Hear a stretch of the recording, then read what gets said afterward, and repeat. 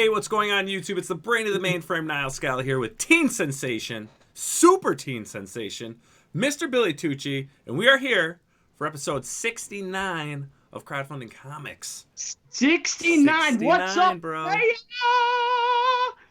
Man, how you doing, brother? How you doing? It's been a long day, man. How you doing? You know, Scala, I gotta tell you, it's not easy being me, buddy. I gotta tell you that. But you know, I'm doing just fine.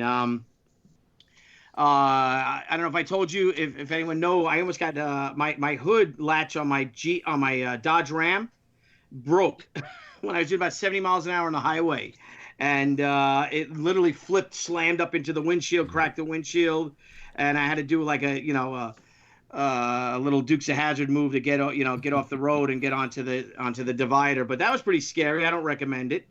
But got my grill in today. Ordered the grill, got the hood put on. The grill came. I added the spoiler onto the hood. So I'm looking forward to getting that taken care of. And I don't recommend hoods exploding when people are driving in their cars. But enough of me. I'm working on a sheet cover for our Indiegogo Kickstarter. Ooh, the last fantastic. sheet cover, which I'll be done tonight. If not, I'll be done first thing in the morning. And then tomorrow, I'm going to shoot the video, Nile. Yes. For you to, and thank you for that.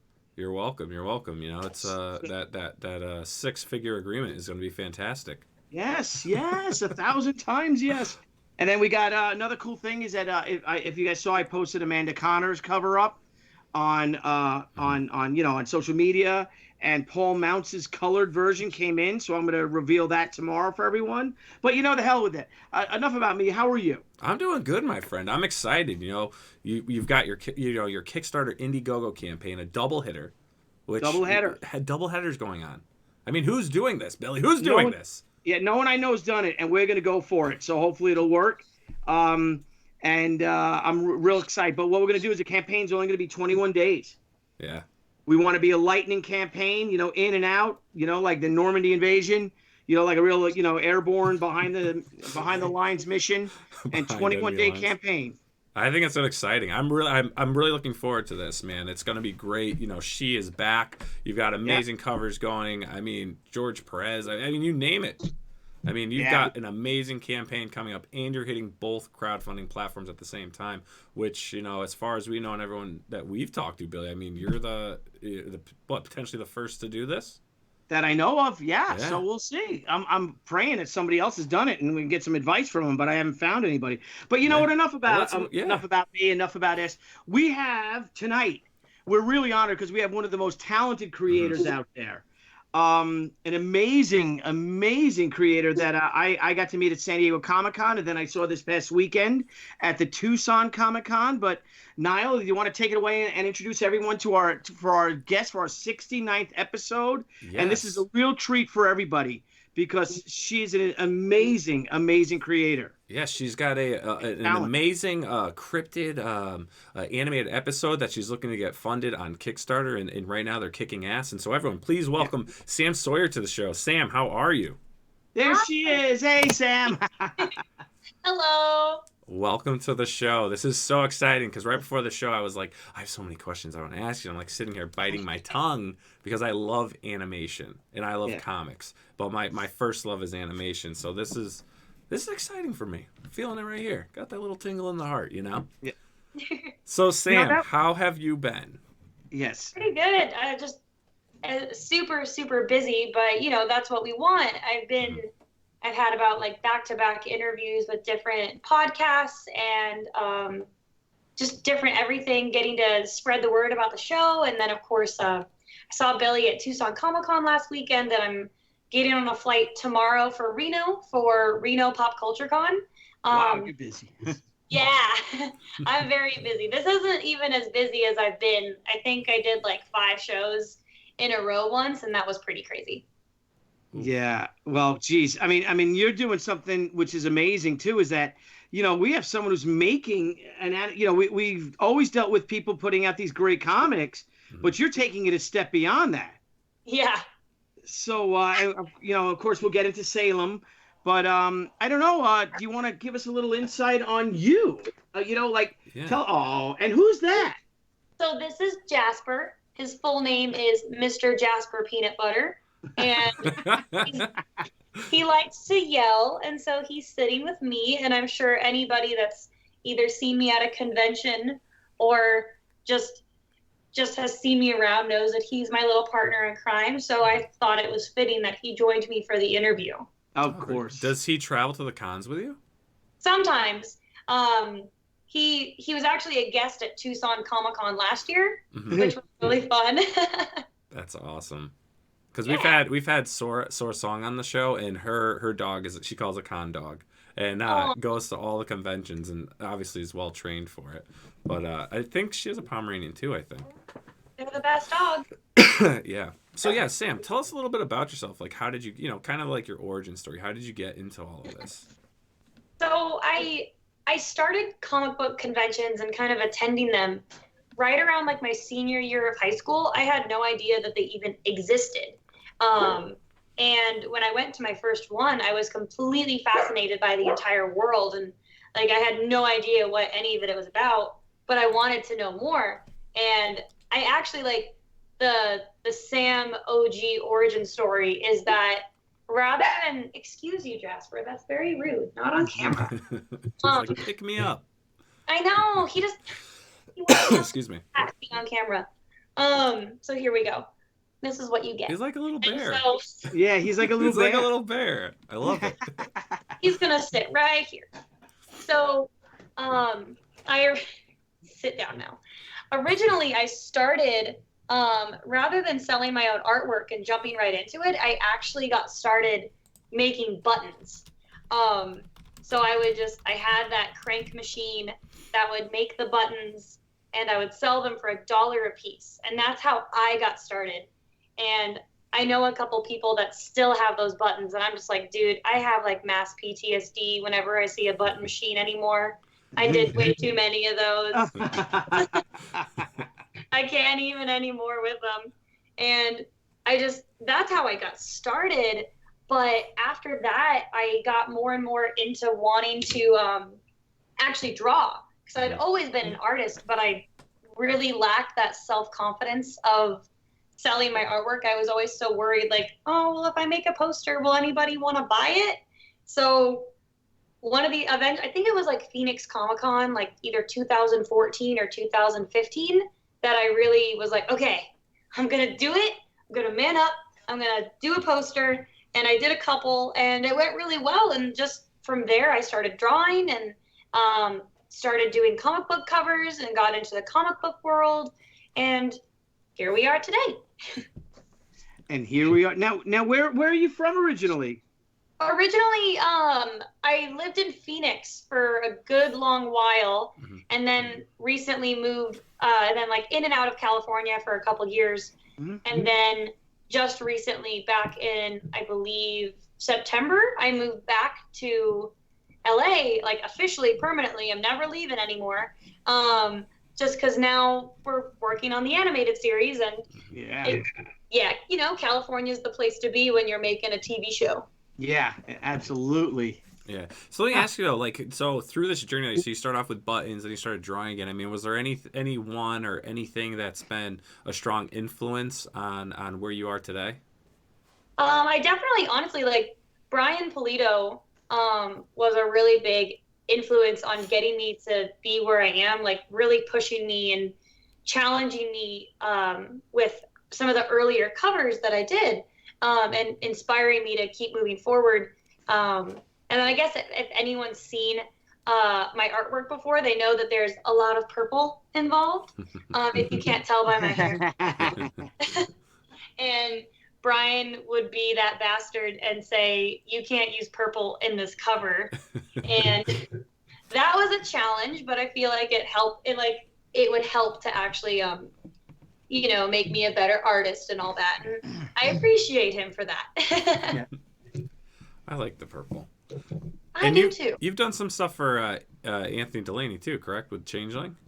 Yeah, I think I've done 3 covers for the Changeling now, and they're on Kickstarter too, which is really exciting. And I love working on the Changeling. I always tell him, I'm like, especially because he used my artwork for a big background banner that he uses at shows. I'm just nice. So you know I'm the most important artist in Changeling, right? Like, forget that, like the Balfo guy. That's so awesome. So if you don't mind me asking, who else have you worked with or worked for?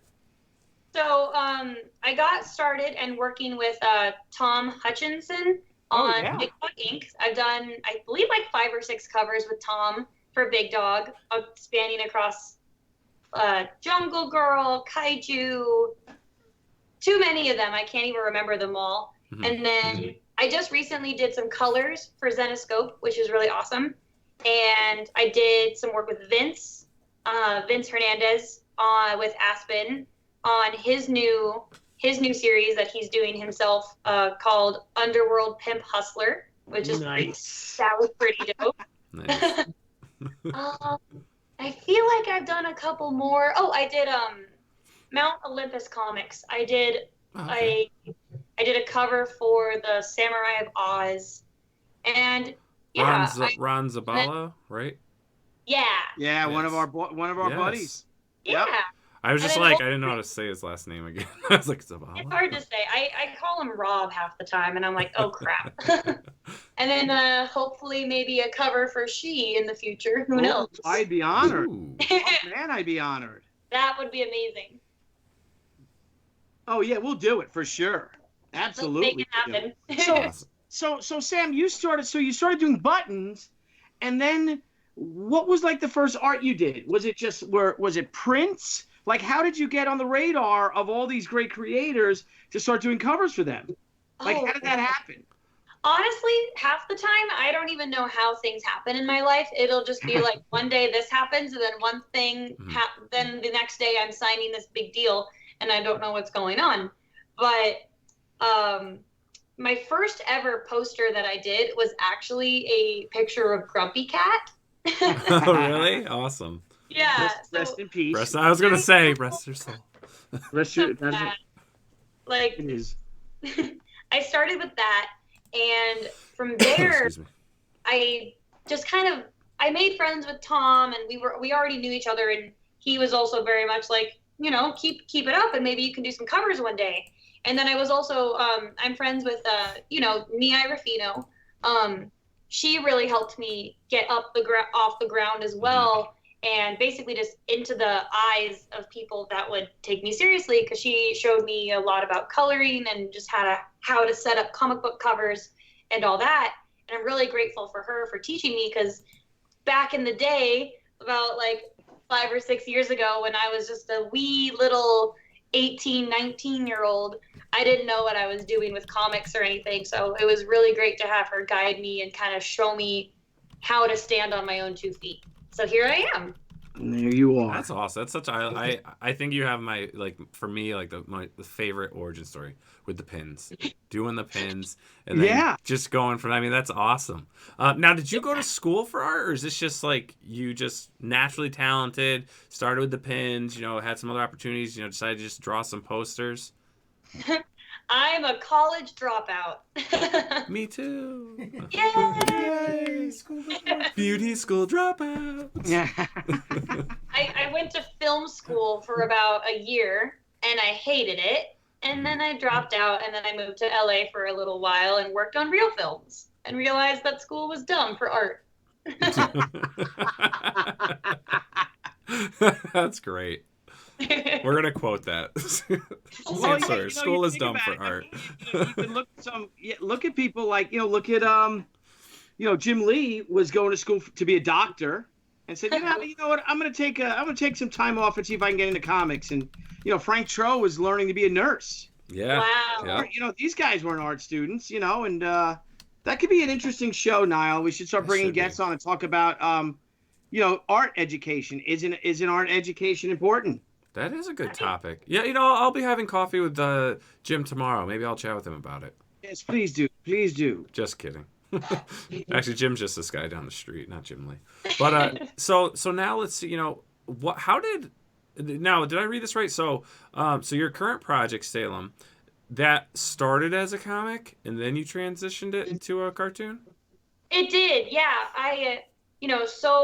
I was so much involved with the comic book world over the last few years, it felt really natural that I'm like, well, if I'm working on comics, I should probably have my own. That makes sense, right? Mm-hmm. And I threw around this idea of wanting to do a comic, and I had the idea and the whole plot, and I would start the comic and I would get about a chapter in, and then I would hate it and scrap the whole thing. You know, like that struggle that artists run into, especially with comics. I would, because it was crazy, and like especially a couple years ago, my art style was still growing, and so I would start the first chapter of a comic and I would get 30 pages in, and suddenly my art was already better, and so I would hate those first few pages. Yeah. Now I have to start over.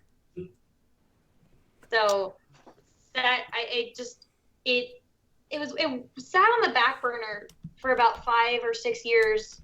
I started it, like the idea came to mind and the character came to mind in like middle school, but you know, like put it aside because there were other things to focus on, like doing covers for Brian or going to 20 plus conventions a year and all that stuff. And I then eventually actually, I think it was, oh my gosh, it was Tucson Comic-Con last year. It was Tucson last year that I made the official decision that I was going to turn it into an animated series, and just got the ball rolling with all that craziness. And look at where we are today. I moved quickly. No. This is pretty astonishing, isn't it? You know, like a few years ago, because you look like you're 18 still. I do. But you're making buttons, and then you're like, you know what? I really like this. I want to start, drawing. You start getting so people started taking notice of your own work. You start doing covers for a bunch of the biggest names in comics, and then you're doing color work and things like that. And then you decide that you want to drag out this story that you first came up with in middle school. You make that into a comic. And then you say, now I want to make it into an animated series. I want to make, I want to make this into animation. And you did it. And you're doing it. Mm-hmm. But shit. Holy, are you going to run for president in a few years or something? Right. Wow. I mean, my whole plan is world domination. So first step is cartoon. Maybe next step is presidency. You know what? If you're going to have a dream, it might as well be a good one. World domination is not too shabby. Not too shabby at all. Now let me ask. So this is based on. So the character, it's a cryptozoic, right? Or close. Cryptozoology. Cryptozoology. Okay. So I have to ask: is that an actual interest of yours? Actually, it's funny that you asked that, because I've been taking an online course in between the craziness to have a degree in cryptozoology. I've always been fascinated with like monsters, especially Bigfoot and the Mothman and all of those. Excellent. And when I found this like $30 course online to become a real cryptozoologist, I was like, oh, hell yeah. Google degrees. Now, people like now, Sam, for people like Frank Amazing in the audience who don't know what cryptozoology is, what is it? So cryptozoology is the study of hidden animals, which is all about monsters and either plants, animals, or any kind of creature that we have sightings of, or we might have footprints or hair samples of, but the scientific community has yet to recognize the creature as being a legit categorized species. Yes. Well, Nile, we're gonna have fun with this one, aren't we? I know. Like I'm like, you just can't wait. But yeah, because that's why like I wasn't, cryptozoology, stuff like that, and like I was gonna start the show with one of my cryptozoology books and be like, oh well, hello Billy, yeah. But I was like, kind of got sidetracked. But yeah, because I love talking ghosts. Well, we love talking ghosts, Billy. We love talking UFOs. We talk about Bigfoot. One of our guests supposedly happened to see one. Mitch Breitweiser was like, swears he saw one run across the road. I've seen a couple weird things too, and it just stemmed from doing all of this, and it just it's so fascinating. Yeah, and we've even met like Howie Knoll does Terranormal, was a webcomic that he's brought to, Page and graphic novel. So like for our Halloween show, it was awesome because we got him on talking ghosts. We had JV Johnson, who does Beyond Reality Radio with Jason House from Ghost Hunters or Ghost Nation now. So if you like talking that stuff, I have to invite you to some of our other upcoming shows because we're Yes, going to be please. talking all that stuff. That sounds amazing. Yes. Okay, I'll get back on track now. Okay, so No, we can talk about this for a little bit. I'm finding this really interesting. Yeah, who doesn't love ghosts and monsters? Yeah. So. who? All right. So which creature though? Which creature do you actually think exists, and which one do you personally believe doesn't?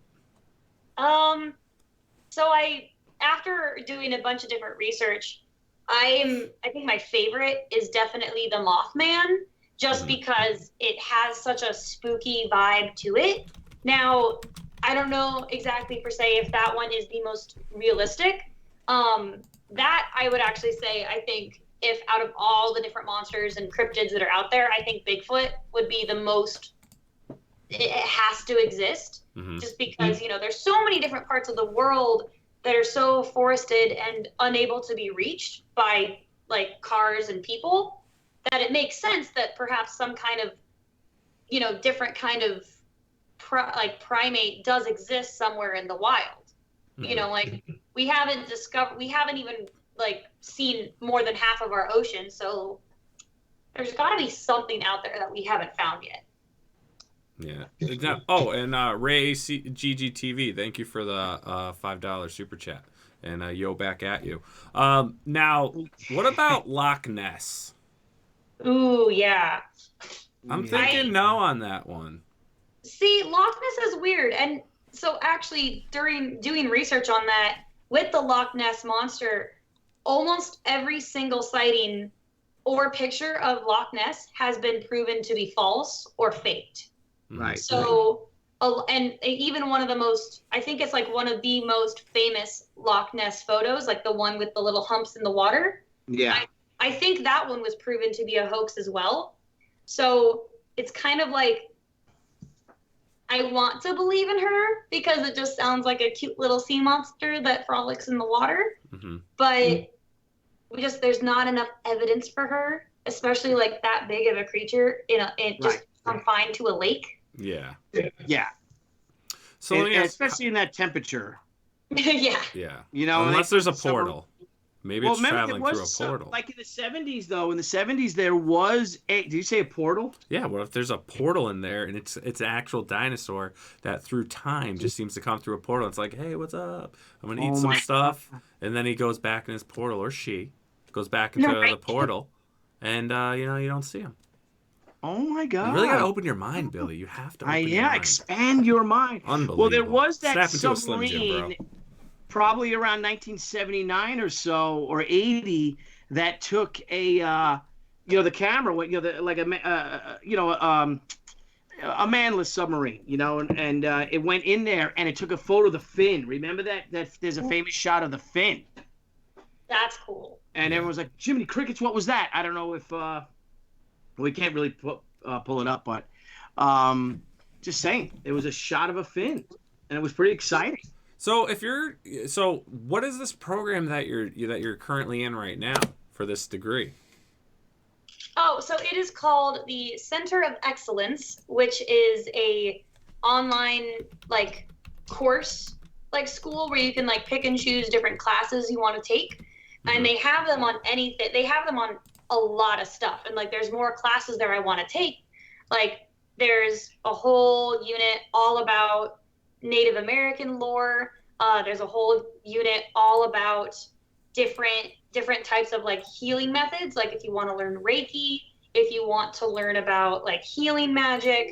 But then it also gets into other classes like social work, or taking different classes on autism to become a better parent or to become a better teacher.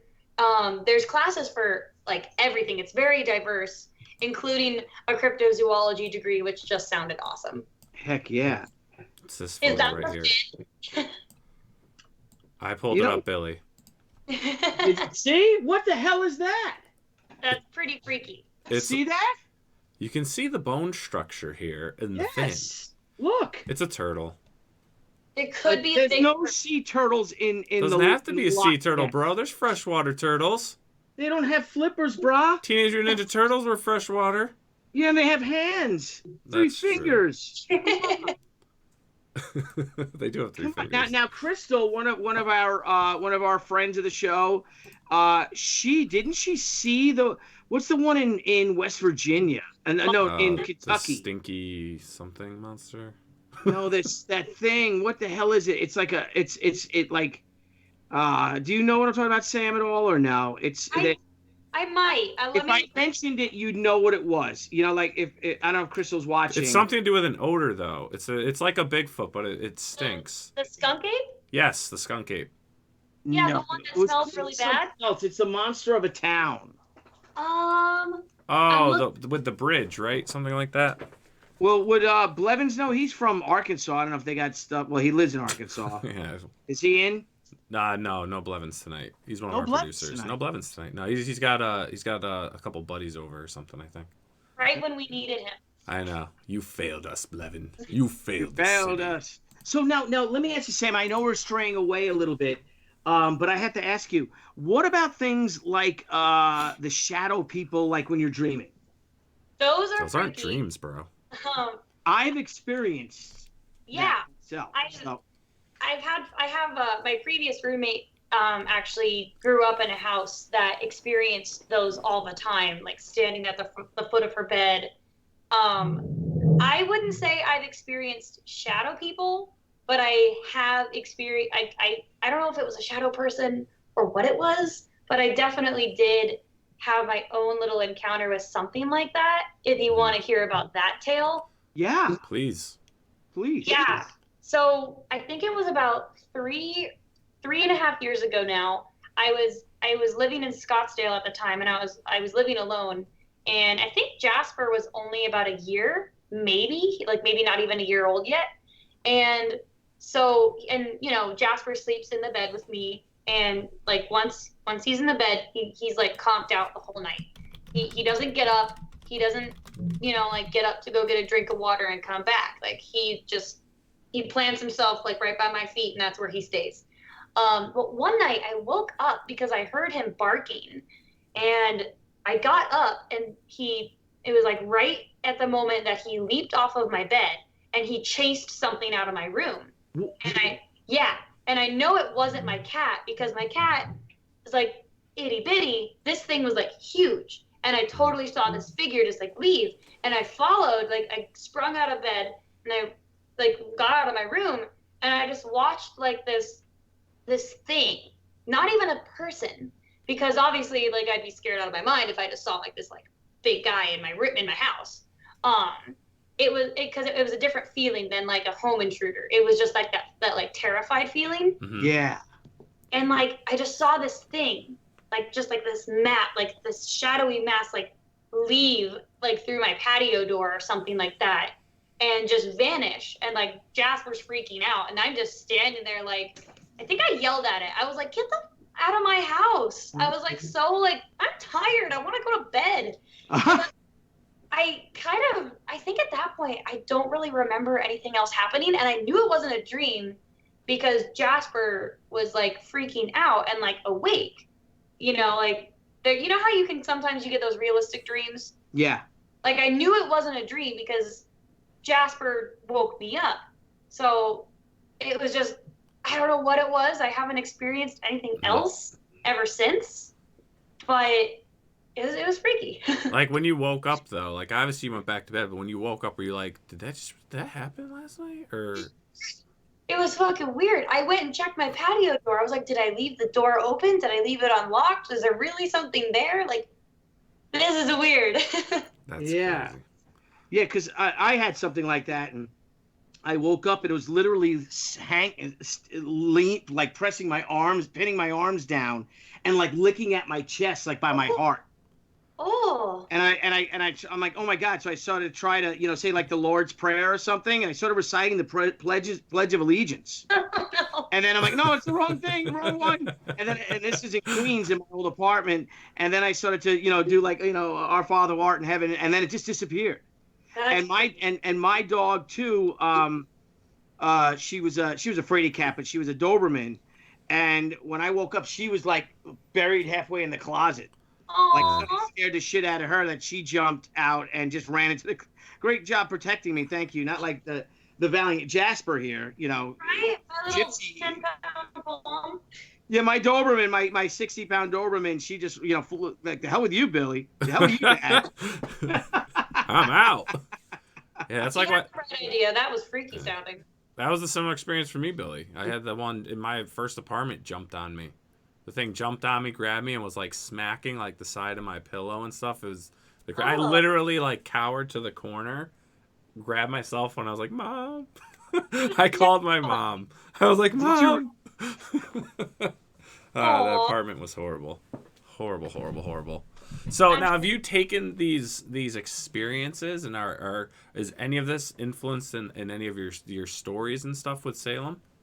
Some of them, and I want, as we progress along the storyline, I want to touch on the whole idea of shadow people, just because if you see Salem's design, it kind of has a similar vibe to that. So, that might be for the kiddos to investigate. It's like, well, are they a shadow person? Are they not? And that could be a pretty creepy episode, because there's no way to kind of make shadow people kid friendly. Yeah, absolutely. Yeah, they're not like your friendly, like a departed relative who's coming to visit you or watching over you or something. Yeah, these things are like pure evil. They totally are. Super creepy. I'm always like, okay, I don't want to invite any of those in. I don't want to experience that. None of it. Yeah, I would. Yeah, maybe. Yeah, I don't know if you want to go with that one. If you do, you got to come on our show, though. We'll do another episode. Yeah. Now, Nile, I guess we should. What I'd love to do though, so let's get how did all this come to be? Can you just give us how you developed Salem and stuff, and then once you do that, I want to actually then transition over, and we're going to go over to Kickstarter, and we're going to take a look at your campaign. Yeah. So, like I was kind of talking about earlier, the idea spanned from a drawing that I did in middle school of just this creepy looking monster with long limbs and all this stuff. And basically, from there, I wanted to do a comic. And eventually, about this time last year, I decided to make the jump into turning it into an animated series. And at that point, I knew the comic book world really well, but I didn't know the animation world at all. And so I was a little bit lost on where to go. And thankfully, everything was meant to be, and it was a complete blessing. I met my wonderful and amazing executive producer, Randy, who basically he worked on Phineas and Ferb and Oprah Winfrey and all these other places, just being the fantastic human being that he is. And after basically, this is one of my most favorite stories to tell, is we were chatting online. He's like, hey, I really like your Salem idea. It seems really cool. You're a mutual friend of a friend of mine. This could be really interesting. I'd love to meet up and talk about the project. And I was like, yeah, of course. I live in Long Beach. I lived in Long Beach at the time. And I said, pick a place. Let's meet up for coffee. And, we'll see what happens. And we were supposed to meet for coffee at, I believe, 8 or 9 o'clock that morning. And I was 2 hours late, but he waited for me. Aww. I just, LA traffic, it was the worst I've ever seen it. And we left the house at, I think, 6:30 in the morning. And I still didn't get there until, I think, almost 10 o'clock. And it was just stupid. And just awful. But he waited for me, and we sat down and had lunch for a good 2 hours. And at the end of that, he became my executive producer on the project. Very cool. That's awesome.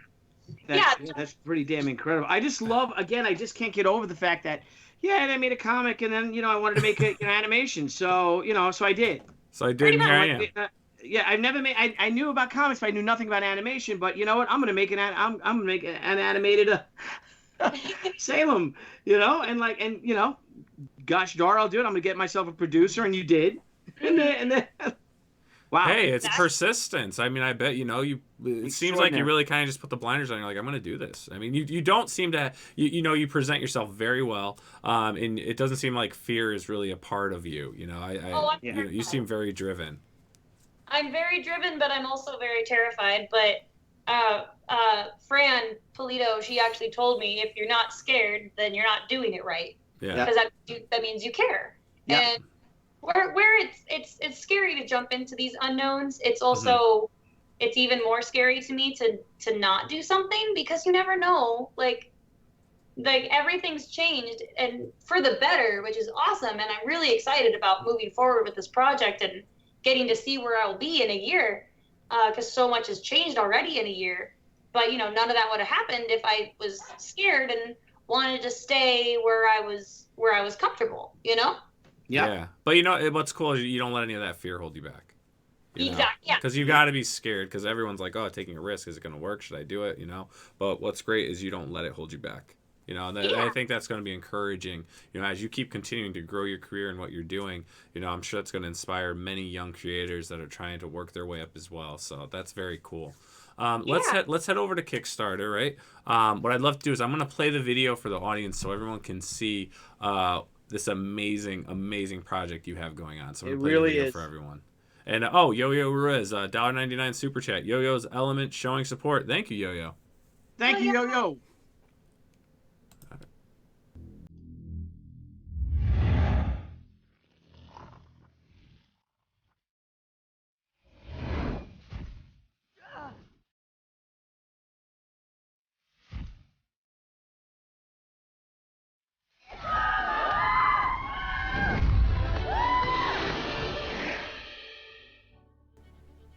Hi everyone, my name is Sam Sawyer and I'm the creator of the Salem series, and I'm here to introduce you to the world of Salem. Our series is called Salem, which stands for the Secret Archives of Legends, Enchantments, and Monsters. Their story is about a little cryptid named Salem. Our goal with your help is to create the first 11-minute episode of the series. I guess you could say I was a lost thing too. No one really knows what I am. We have an amazing crew and a bunch of super awesome voice actors. So why Kickstarter? Well, we want to include you. The story is so much more than just a little cryptid on a monster hunt with their friends. It's also about telling the story of those who are different. And in order to do that and keep the story true to its core, we need your help. I'm very late. Dad! Dad! Oh, wow! Double with cheese, animal style. So pledge today, share the Kickstarter, and help us discover who or what Salem is. You're a book, right? What else are you for? Curious. Very well, child. Remove me from this prison, and together we shall work as one.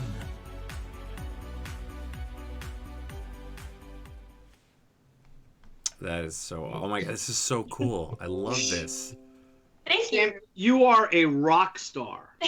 You have such a great team, and I mean the voice actors you have. Please, I don't even know where to jump in on this. I want to let you know there's like 100 different things I want to talk about. So how did you get? So let's talk about your team a little bit, if you don't mind. I'm going to scroll through this for everyone to view, but let's talk about your creative team. Yeah. So basically, just kind of getting started. There's me, of course.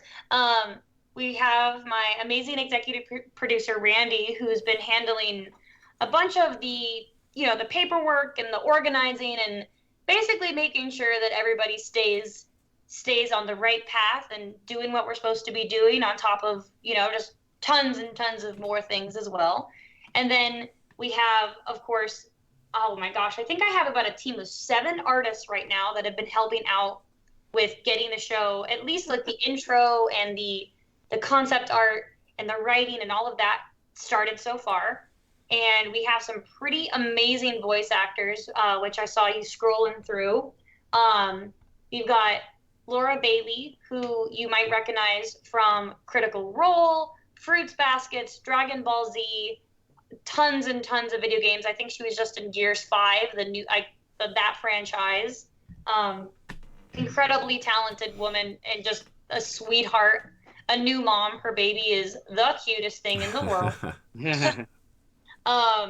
Then we've got Rob Paulson, who is a voice actor legend. I'm sure, like, yeah, from Fight Club. Amazing. His name is Robert Paulson. Oh my God. Exactly. He's incredible. It's my childhood right there. Rob Yeah. Paulson. I mean, Ninja Turtles, Animaniacs, Pinky and the Oh my gosh. Everything. I have to ask, how did Rob get involved?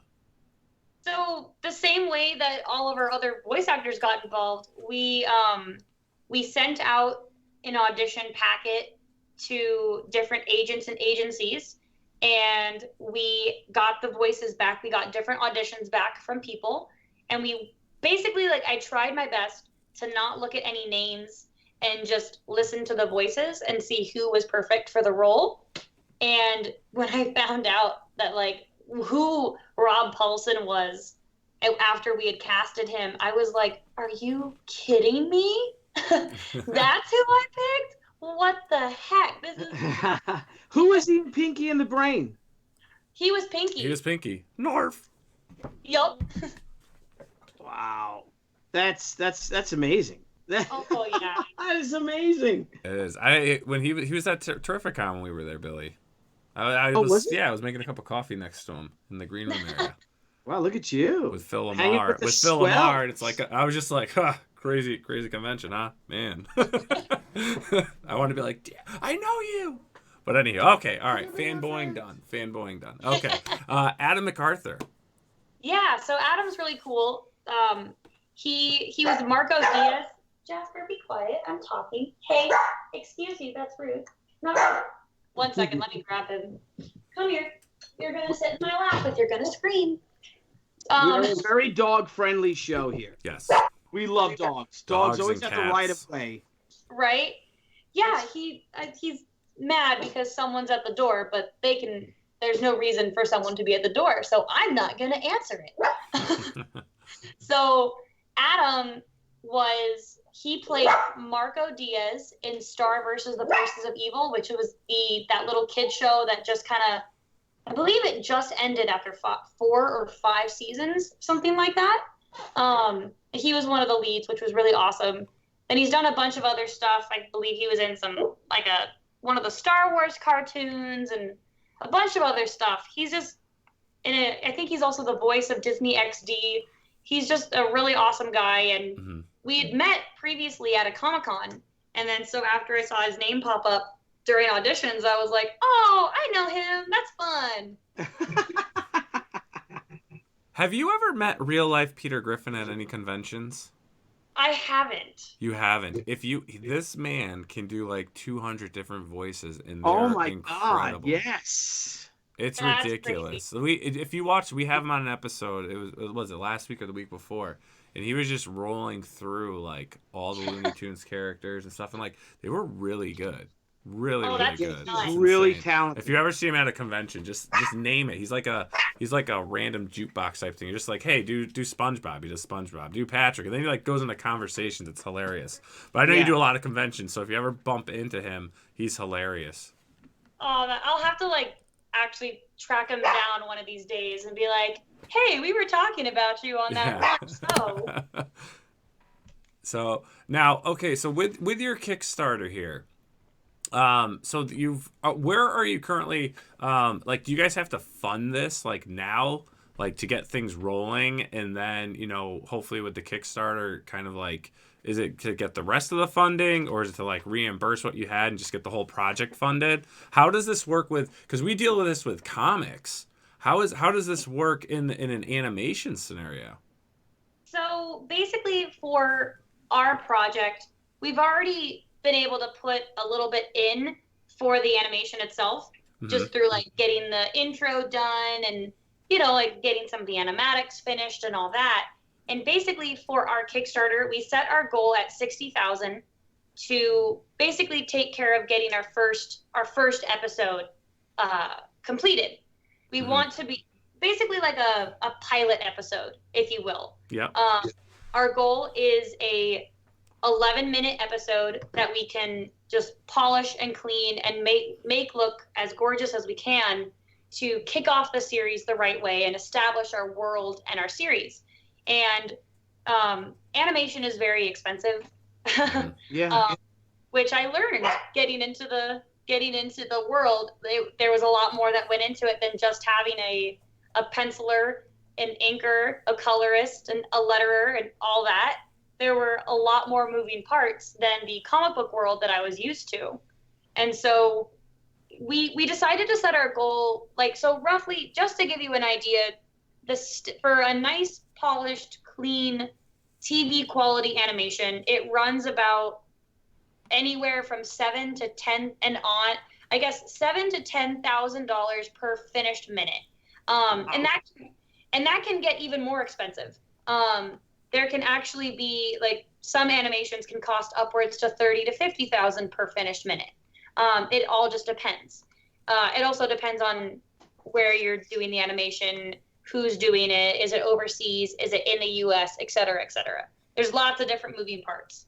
But basically for ours, we set the goal at 60,000, mostly just to get funded and to get started.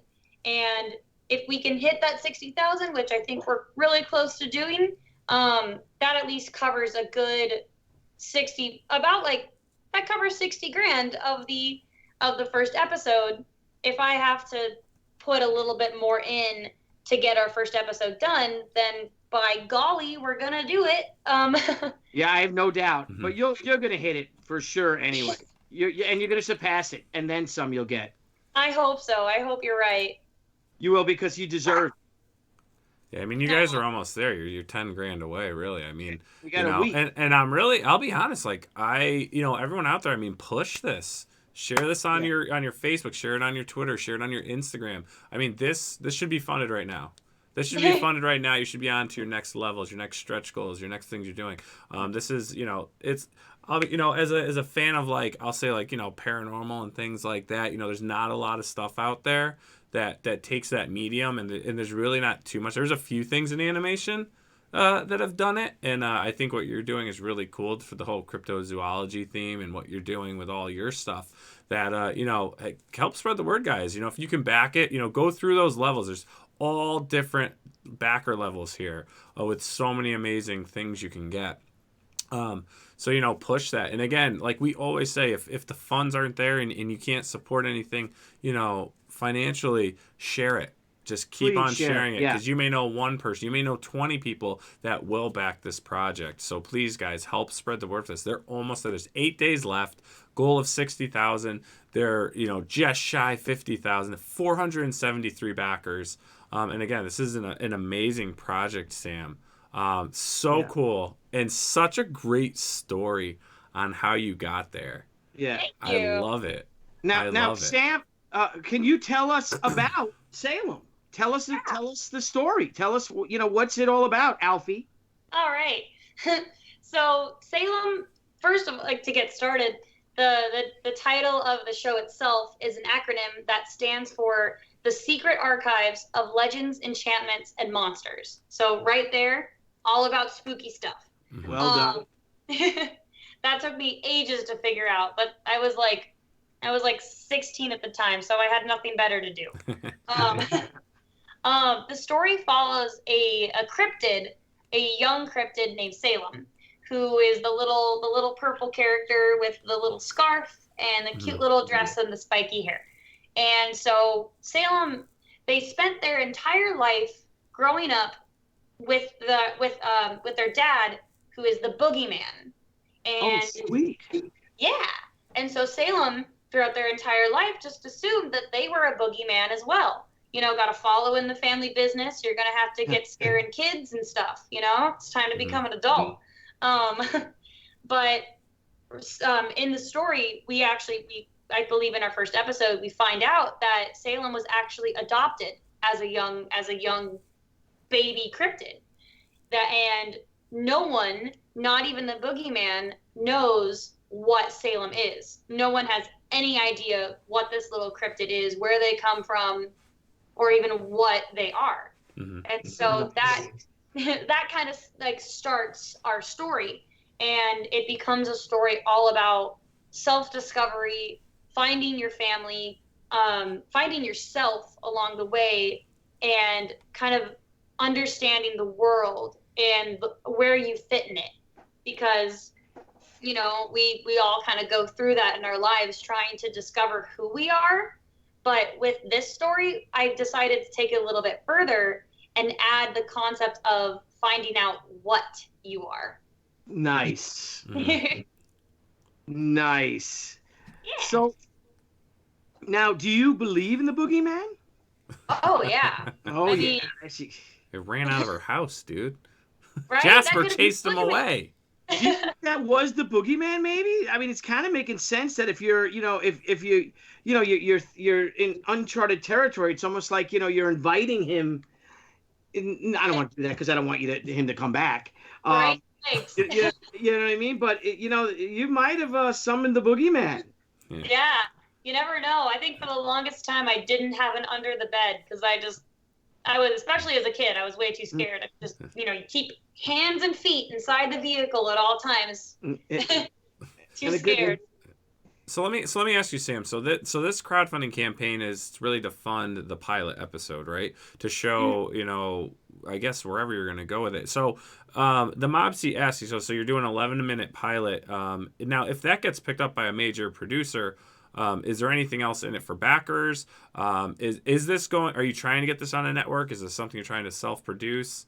Give us a little bit of insight on that. So the end goal, of course, is to have the full story told. Whether that is with a network or all self done. What are you eating? Oh, he's just playing with a toy and it's really loud. Way to go, buddy. So our you know, of course, the end goal is to tell the story, and ideally it would be amazing to go with a network, but also networks like to put their hand in the pot. Yeah. They like to know, they like to have a say in what happens because it's their money, which makes sense, but also I don't want people changing the story that we work so hard to create. Yeah. And basically, especially with our backers, we want to make sure that everybody, you know, is really thanked for what they've done to help us, which is why I tried my best to make sure all the rewards that people can get with the show and with the Kickstarter are exciting and interesting and something, you know, worth like, oh, well, you know, like, not only am I backing an animated series, but I'm getting some cool goodies as well because this is my money. Yeah. And so, like, you know, some of the things that we're offering are little Salem plushies, which are the cutest things. I'm super excited about them. I actually saw the UPS notification on my phone, and I think it's one of the prototypes that arrived. But it's probably the ugly one, so I'm not as excited to get it.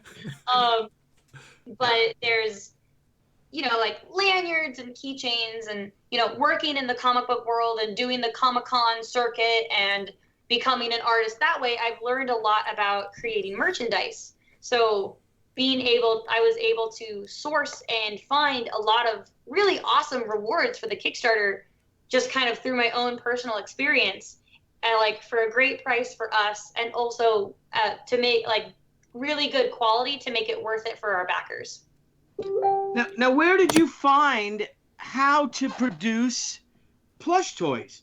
How does one do, you know, I've never, you know, met anyone who's done that. I remember Jeff Smith tried to do it one time, and he had one handmade, and he would bring it to meetings and things like that. This is back in the day, but like, how did you, you know, how does one make a plush toy? So, you know, it all starts with your design.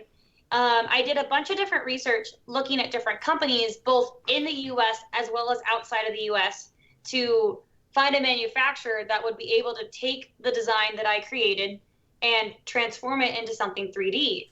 And that was kind of a challenge. I think I've gone through 3 companies so far to find the one that I think actually maybe 4. I've gone through 4 companies to find it. And for some people, you might be able to find one company and that's it, and that's super easy. But it was odd. Like our character Salem, our stuffed animal is going to be their cryptid form. So it's the monster with the 4 eyes. And oddly enough, it's been very, very challenging to find a plush maker that could get it not only looking right, but also cute. Like it's so weird. It was so hard to figure it out, you know? Yeah. It's an interesting design that's simple, but also strangely complex. And I mean, hey, if you want to make a stuffed animal, Billy, I can send them your way. They're really great. I want to make a Jasper stuffed animal. Oh my gosh, let's do it. Make Jasper a star. Make a Jasper She stuffed animal. The Jasper She? Limited edition. He's got the little white face. He can do it. There you go. Oh, look. Yeah, I think the She fans be like, what? What the hell is Tucci just trying to... A true She fan would understand. It'd be adorable. So let me ask you, so since this started off as a comic book, is this going to like tie in? Like, will you have an ongoing comic that ties in with a show? I would like to, and we've been talking to a couple different people about the potential of doing a comic alongside the show. And then there's other really cool stuff that I can't talk about just yet that we want to tie into the series as well. Okay. That obviously I'm going to have to come back onto the show and talk about once we're able to officially actually announce what we have up our sleeve. Ooh, that's exciting. Yeah. It's very exciting. I know, it's very exciting, buddy. That's awesome. Wow. Well, you know, you are an extraordinary creator. You really are, Sam. I gotta tell you, I'm blown away by you. That you not only that you did your own book, you know, from someone who started that, you went to a first Comic-Con and you're like, oh, I can do this, but you know, I'll make pins. Let me do that. I mean, you're such an entrepreneur. You're like you're like a 21st century Walt Disney, like when you started out, you know? Yeah, very true, actually, yeah. Right? That spirit of adventure and no one to tell you can't do this. You know, it's really inspiring. It really is. It truly is. And you made my day. You really did. One thing I want to touch on is your animators. Oh yeah. How did you come by your animation team? So the animators that we used for the intro and the animatic, I already knew my one of my best friends, Alyssa, did our animatics for the show, and I lived with her at the time, so I was like, hey, you want a job? And she was just perfect fit because the style worked really well. But then the animators that we used to create our 20-second opening were, you know, I found those people the exact way that anyone does anything these days is I made a Twitter post. I made a post saying, hey everyone, I'm looking for a couple different animators to work on an indie project. It's paid. Send me your resume and your demo reel, and we'll see if you fit. And that's exactly how I found them. I believe I used 2 or 3 different people to do the opening, and it was really cool because I got my first experience as being a art director as well as a producer. Oh, very cool. And you're writing the episode, or are you writing it with someone else? So I'll be overseeing the writing just because, you know, it's my story. I want to be able to tell it the right way. But I wouldn't say I would classify myself as a writer. So we're in the process right now of actually looking for a writer that will fit the story and be able to tell it exactly the way we want to. So we'll probably be hiring I have one person in mind, and then I want to hire one more person to be able to tell the story. Okay. Very cool. Now, is this your first crowdfunding campaign? So this is my third. Your third, okay. My first 2 were for enamel pins. So the stakes were much smaller. on cute little enamel pins versus funding an entire episode of an animated series. Yeah, I'll say. I mean, holy crap, is that ballsy? You know, like, I mean, and it's great, the confidence, and you're like, yeah, no. So I won't do an ash can for the comic, or a 24-page comic or something. I'm gonna make an animated episode. Why So- not? Now, what kind of research, though, for anyone that's watching this or may watch, obviously this is on YouTube if people can watch it whenever they want. For anyone that is interested in doing what you're doing, if you don't mind me asking, what kind of research was involved doing an animated short, in this case, for your pilot or even a full episode? I mean, did you have to actually look and see, like, all right, will this be successful? Were you guys researching, is this a good method of funding? Oh yeah, like not only did I do a bunch of research on my own, both all about Kickstarter as well as crowdfunding and animation itself. There was also, on the project, we have a really, really awesome advisor who is a close friend of both me and Randy, more so Randy because he introduced us to each other. But we have Swampy Marsh, who is one of the co-creators of Phineas and Ferb. Yep. He's been almost like our advisor on the project, kind of telling us, like, this is outlandish, don't do this, or yeah, that seems like a really good idea, you guys should try it out. So when I first proposed the idea of crowdfunding our first episode, Swampy was like, yeah, that sounds like a good idea, go for it. And so with Swampy's blessing, we decided to proceed, and we decided to do the Kickstarter right after San Diego Comic-Con, and then we launched on October 15th. So it was like, wow. Yeah. It was like, all right, cool. So I have less than 3 months to not only market all of this, but promote it on social media. Oh, and, prep the campaign and do 20 seconds of animation. It's fine. I got this.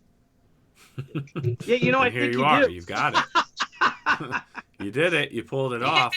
Yeah, like, wow. And So then, far, so good. so once you get funded, right? Once you're funded and you can start putting this episode into production, what is the time frame? I guess, is it the backers get the episode first? How is this process going to work?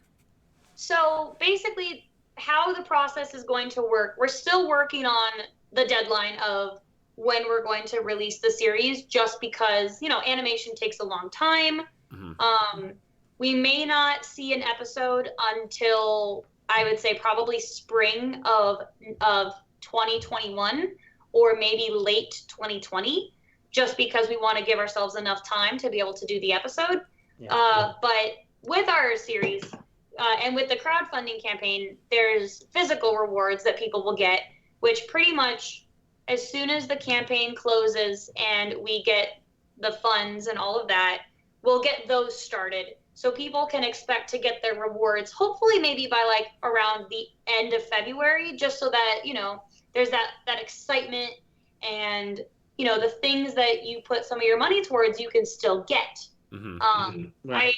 I want to make sure that people aren't waiting a year to get their cute little stuffed animals, because who wants to wait that long? But then also something really cool about the campaign that I wanted to bring up as well is that we have not only just physical rewards, but we also have experiential rewards. So we have a lot of different things that people can do to create more like memories rather than just getting something physical. So we have, if you're a voice actor, you can get a voice lesson from Rob Paulson, either in person or over Skype, depending on where you live. Oh, nice. Which is like super crazy. He That's offered awesome. it. Yeah, that's fantastic. It was cool, right? Yeah.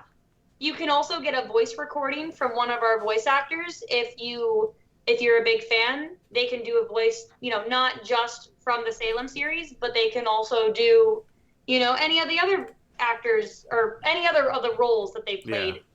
Yeah. We have a boba meetup that we're offering, like a private boba party with one of our other voice actors here in LA, which is, and then one of my personal favorites, which I expect to see both of you pledging for, by the way. All right. is we have a Bigfoot expedition with a real life cryptozoologist. Really? Yes. Our friend Carlos is a biologist, anthropologist, scientist who has seen Bigfoot 3 times and gone on different expeditions to different countries in search of dinosaurs and different cryptids. Oh, that's so cool. So we're gonna go. We're gonna have to look at that one, Billy. Yeah, we'll have to let's check that one out. We'll check that No one out. one's, Everyone's no seen one's that back one. it yet. So I think the three of us, my cryptozoologist and my voice actor Brock Powell, who is playing Bigfoot, all need to go on this expedition. Yes. Wow. So can we hunt Bigfoot? I mean, Okay.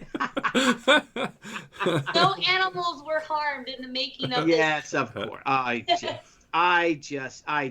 He kids. But we That's can so go cool. find I'm it. gonna look at that. That's neat because I did something like that with Howie Knoll, and we're gonna do we're gonna go on a ghost hunt. I forget which asylum or we're going somewhere. I forget, but it was a backer thing we did.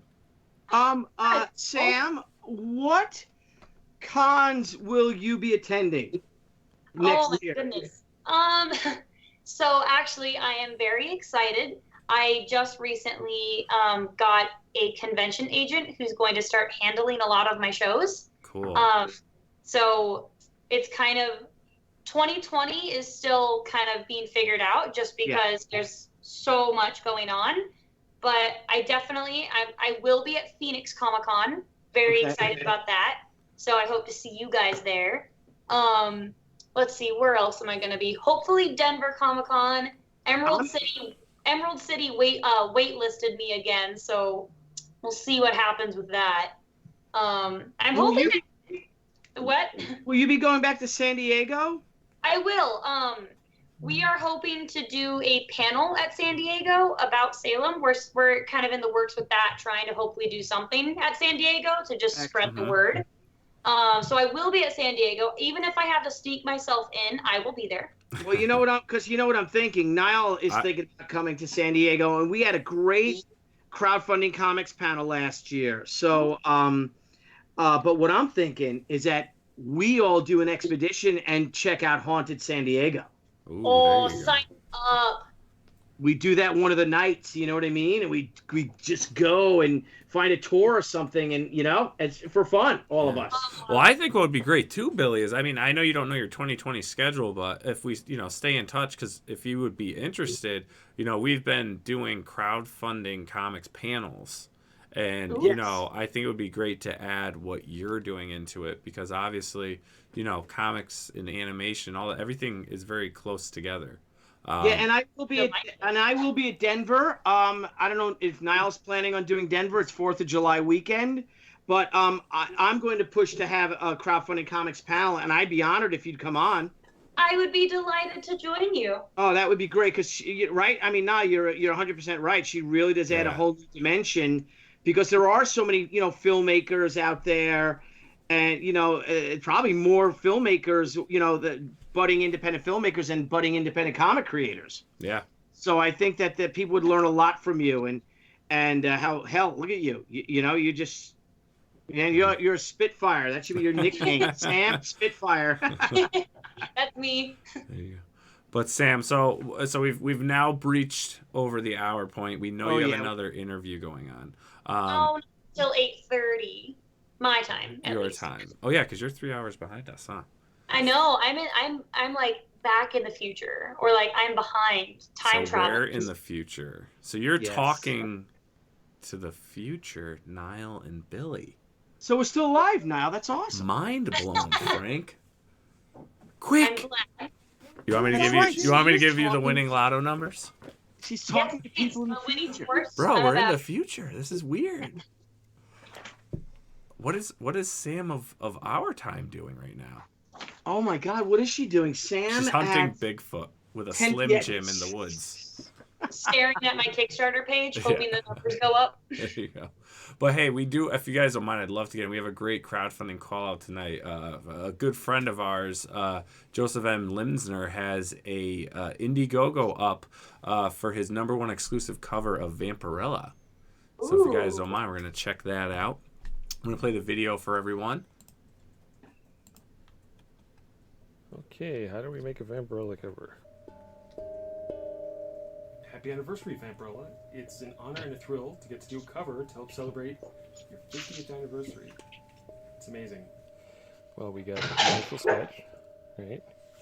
And from there, we have the tonal study, figuring out the lighting on the figure, and we do this before we dive in, so we avoid mistakes. That's always the number one thing. And here we have, hopefully, what the background's going to look like. There's another character like Vampirella. She's one of a kind. I've been lucky enough to work on a couple of different Vampirella series. One where she crossed over with my character Dawn, who's celebrating her 30th anniversary this year. And another one called Vampirella Roses for the Dead, which we just wrapped up. That was written by Christina D. Linsner, my lovely wife, who's a fantastically talented writer and artist. Here we have the line art, or the holding lines, for the Vampirella cover. And that's what she looks like with my light box turned on. With this cover, I try to bring all the elements that make Vampirella together. The outer space background, her sexiness, her powerfulness, the Jose Gonzalez hand. I didn't want to swipe that, but I was feeling it. Working on the rendering.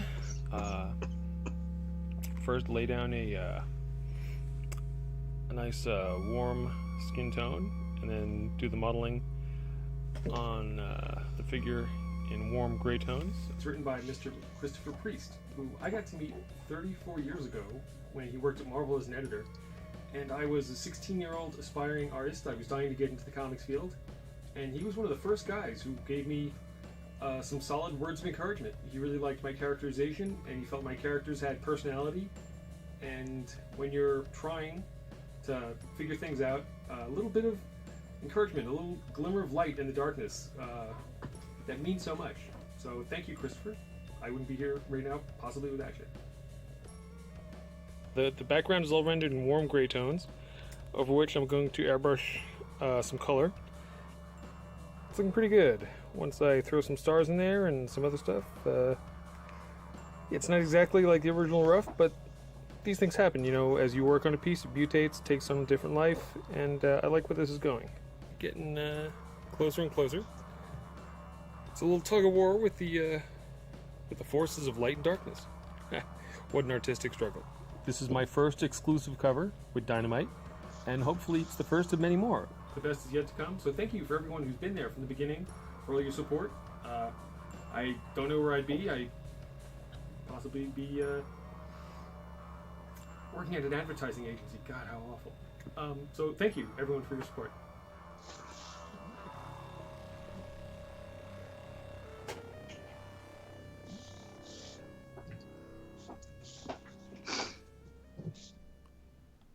There you have it, Joe Linsner. Exclusive. His first Dynamite exclusive cover for the 50th anniversary of Vampirella. And he's in his 30th year with Dawn, of Dawn fame. It's a lot of anniversaries this year, Billy. A lot of anniversaries, and he's a beast. He is a beast. He's a good guy. Yeah, he really is. He's one of the nicest guys in comics. He always has been, and he's an incredible talent. And, you know, and we're celebrating Sam's 21st birthday, Sam? No, I'm a little bit older than that. I'm just kidding. I'm turning 25 this year, so I can finally rent a car. Oh, congratulations. What are you going to rent? A big van? I don't know. Ferrari, maybe? I don't know. I think she's going to be... Something to hold Bigfoot in. There we go. I'll get the van to take us all up to the mountains to hunt for Bigfoot. There you go. There you go. All right, guys. Thanks, Sam. Thank you so much for coming on the show. We appreciate it. And all that you're doing. So excited. Please keep us in the loop. Any new information you have, if you want to come back on the show and chat, even if we have any other guests on, if you want to come on, be a guest host, let us know. Once you're on the show, you become part of the Crowdfunding Comics family. And we will continue to do anything we can to help support all the amazing independent creators out there. You're gonna kick ass, kid. You really are. You're an extraordinary young creator. You really are. Thank you so much. I appreciate it. Oh, and you got another backer. Oh, yay! I'm just gonna refresh it and see if there's another one. You know, it's just tough now because I checked, there are so many people online right now. So we get a lot of people come back and visit our show afterwards because we try to, I don't know. I think it's part two that we also like to stay positive. And there's so much crap going on in the comics industry that, it's fun to talk about it. Yeah, I guess. All right, everyone. So again, everyone, tomorrow night we will be joined by Kara Nicole, cosplaying fame as Arizona Power Girl. She is a very successful, one of the most successful cosplayers out there to do crowdfunding. She's in, I think, like the top 5 as far as top funders with Kickstarter, and now she's currently on Indiegogo, spreading her calendar and other things she's worked on there. So into a business. She's turned it into a business. So any cosplayers out there that want to know, how to grow your brand with what you do and all the amazing costumes you make and things like that, I mean, really tune in. And it's been really positive, bringing cosplayers and other, creators on the show. Again, they're independent creators as well that are making, great living, bringing people's characters to life, So yeah, it's fun. It's cool getting to see that art is actually a real career, believe it or not. Yeah. Exactly. Yeah, and it's almost like they're performance artists who are making a living doing it. Right? Pretty fantastic. It is. It's cool. And the effort, and I mean, these costumes they make, I mean, some of them are such high quality. I mean, they're really invest in what they're doing. I believe it or not, I used to do cosplay, and when I was younger, and Kara used to be like, "Oh yeah, like you've got the makings of being really professional at this," and I'm like, "Thanks for lying to me, Kara." I appreciate that, but I am meant to be a different kind of artist. You sit on a throne awesome. of She is lies. high energy. She is high energy. Yeah, she's great. Tell her hi for me. Well, we actually have a double feature tomorrow night. So we'll be our first hour from 9 to 10. We have Kara Nicole on, and then from 10:30 to 11:30 we have Brian Polito back on. So I will get those promos set, guys. I will get the link up for his episode. Basically, we'll have a half hour in between. So anyone that's joining us tomorrow night, we're going to basically be doing 2 hours worth, an hour, a little half hour hiatus so I can get the sets changed. And then we'll go live with Brian at 10:30 to discuss what he has going on, which is very exciting. And then that'll wrap up our week, though. I was going to call you Brian, Billy. Yep, absolutely. Absolutely, mister. So tomorrow's going to be a great night, everyone. So everyone, thank you so much for joining in.